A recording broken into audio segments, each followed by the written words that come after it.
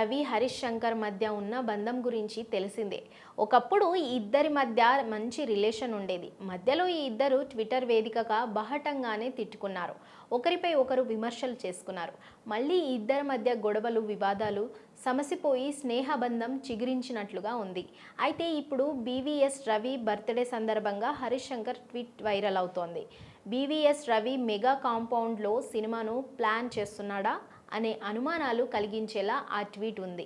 నాకెప్పుడు తోడుగా ఉంటూ నన్ను కరెక్ట్ చేసి నా స్నేహితుడు బీవీఎస్ రవికి ఈ ఏడాది మెగా సక్సెస్ రావాలి అంటూ మెగాని మాత్రం బోల్డ్ చేసి పెట్టాడు. అంటే చిరంజీవితో ఏమైనా సినిమాను ప్లాన్ చేస్తున్నాడా? చిరు సినిమాకు రైటర్గా పనిచేస్తున్నాడా? మెగా సక్సెస్ అంటే అర్థం అదేనా అని అంతా అనుకుంటున్నారు. హరీష్ శంకర్ ప్రస్తుతం మిస్టర్ బచ్చన్ మూవీని పూర్తి చేసే పనిలో ఉన్నాడు. రీసెంట్గా వదిలిన షో రీల్ అందరినీ ఆకట్టుకుంది. ఒక్క డైలాగ్ కూడా పెట్టకుండా ఇంపాక్ట్ క్రియేట్ చేశాడు హరీష్ శంకర్.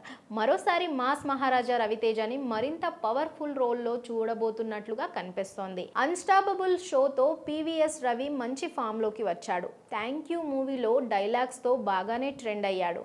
కానీ బీవీఎస్ రవికి సరైన డైరెక్షన్ ఛాన్స్ పడడం లేదు. నటుడిగాను కొన్ని సినిమాల్లో అలా మెరుస్తూ ఉన్నాడు.